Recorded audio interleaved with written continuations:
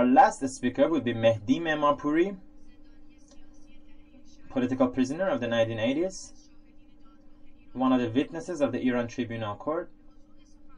He will speak on justice seeking, a common word between the witnesses of the 1980s. This is the translator speaking. Can I check that everybody is hearing me? If yes, please. Yeah.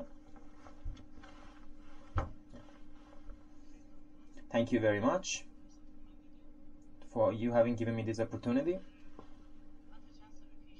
Until a few years ago, I used to work in pharmaceutical industry.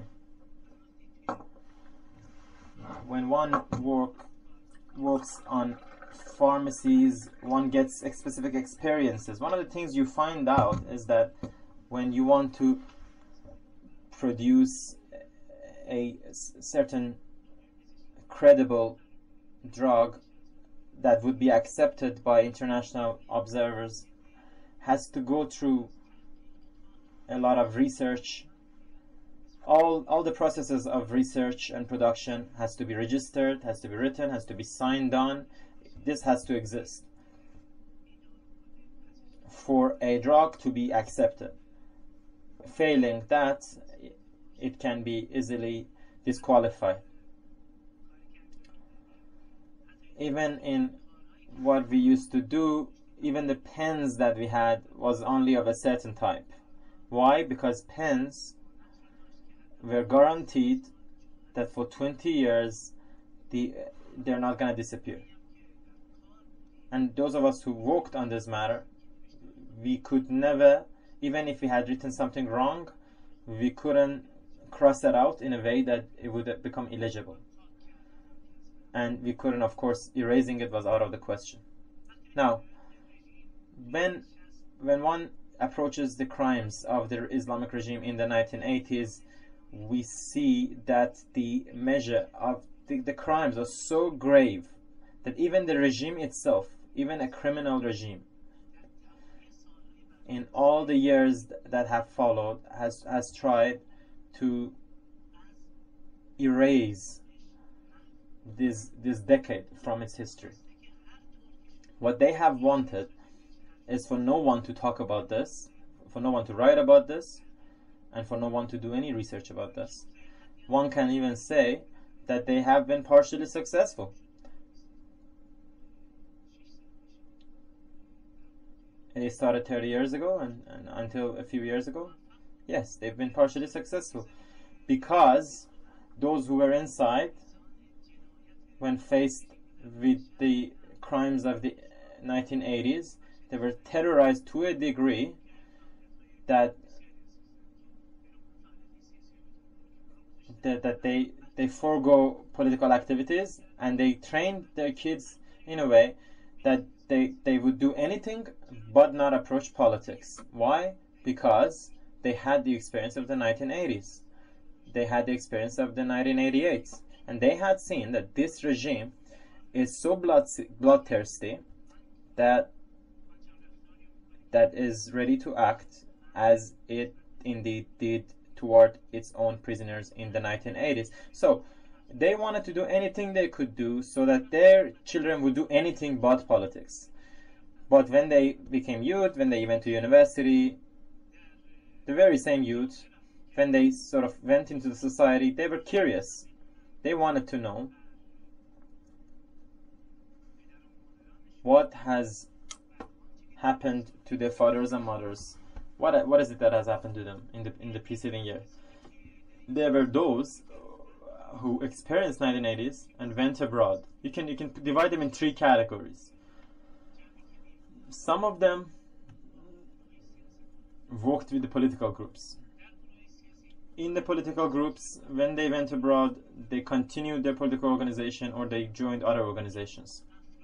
These people, even though they tried their best, I mean, one has to agree, but usually within their own organizations they would work, or in a smaller degree.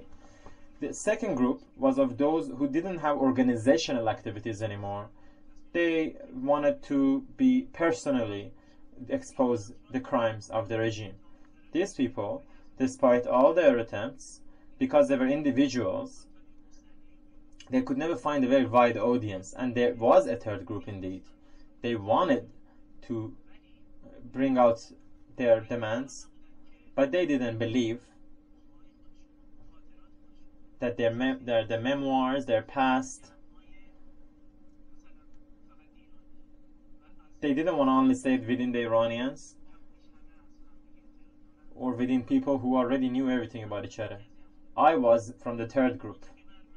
What happened to me during the short time that I was in prison? For 27 years, I didn't say anything about it. Why? Because even though I did work in the media, so I had goings and comings with a lot of political groups, and I actively took part in their participations. I used to film them, but I never find a venue so that I could retell what had happened to me until in 2007, Kaveh Shahruz and Payam Akhawan, two prominent lawyers, active in human rights. Payam was in The Hague. He had worked about Yugoslavia.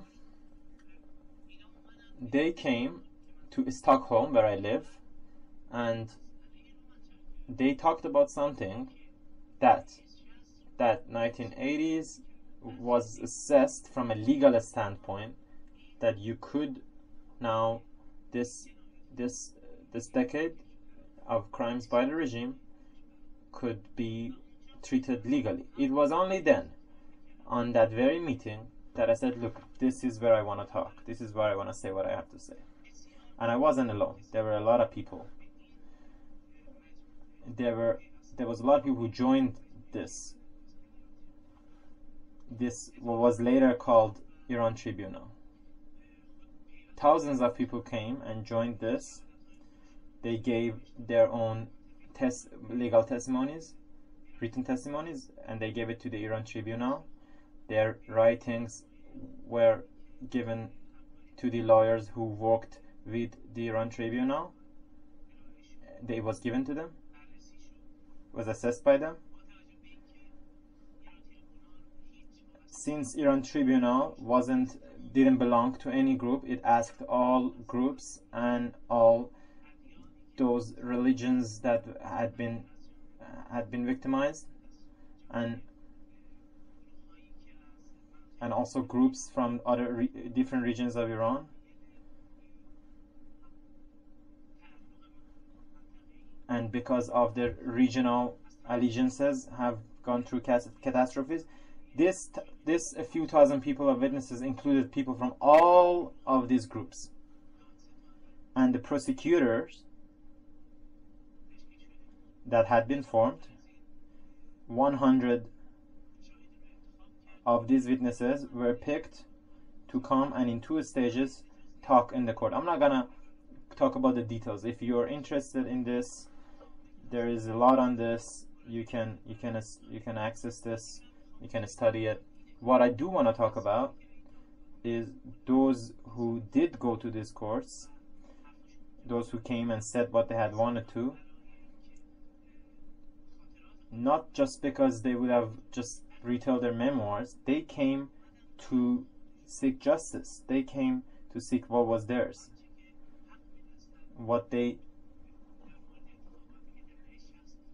about what had happened in the 60s and the 80s and the crimes. They wanted to seek justice there. They wanted a series of impartial judges to come and see that, legally speaking, what legal term can one give to these things.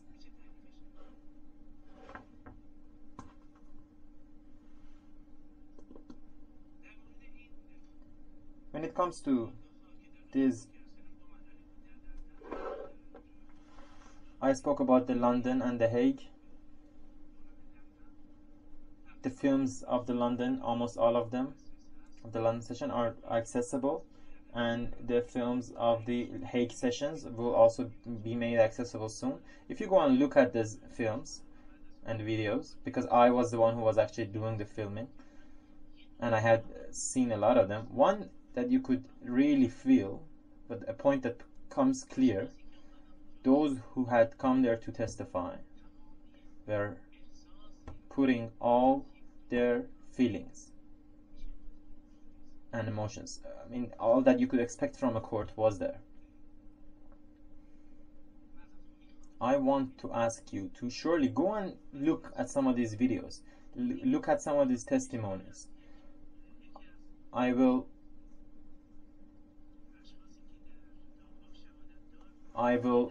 have a short testimony from someone who testified there, and send it to everybody. I'm gonna read out a little part of it. Mother Esmat is how we identified her. This is how we had connections with her. After giving out some explanations, she had written, "But never did I feel so happy as that day, where in London I sat next to the Iran Tribunal, and even though on those days we only spoke of death, pain, suffering, torture, prison, and homelessness. This is all we talked about. But I was happy. I was happy that finally someone has given my voice to the world. People who were listening to what I had to say. I spoke of my daughter, Azam, of how she was tortured, of Jamila, who was tortured and killed, Jamila, whose body was burnt, of my brothers, Mahmoud,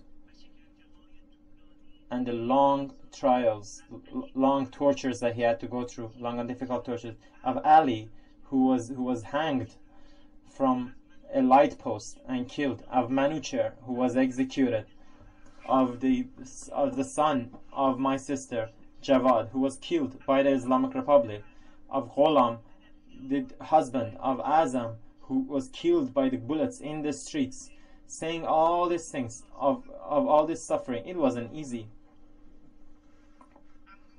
But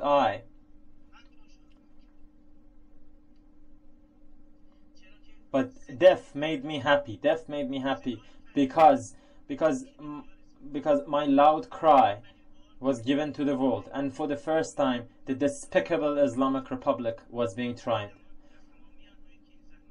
I want to thank all those who did this. You should all be proud that the despicable Islamic Republic has become so dishonored like this. That the letter continues in the last sentence, the mother. We all who were in Iran Tribunal know who she is. She said at the end, "This court gave me another life, gave me a new life, gave me hope."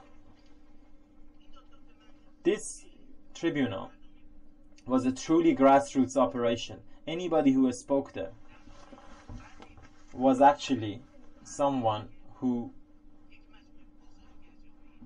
was speaking on behalf of a large part of the Iranian population. For example, when Malaka Mustafa Sultani spoke, it was said that a few cities in Kurdistan were shut down because everybody was watching what this mother had to say, because it was what they had to say. In these talks, this is all has been turned into books. In every single stage, as Mr. Sari said, and you can go to the website and see it, every little part has been legally pursued, and all that a court could do has done. There is a book that all witnesses who were in London has been published, and another book of the Hague proceedings will come out, and also the judgment that judges, international judges, did at the end. And there they declared that what happened in the 80s were crimes against humanity. And this is what all those witnesses wanted to hear. This was a crime against humanity indeed. To do this, which took 5 years, because it was going to be done meticulously, it wasn't simple. It was a big thing, and it was done with detail to attention, with attention paid to detail, and this led to this collection of documents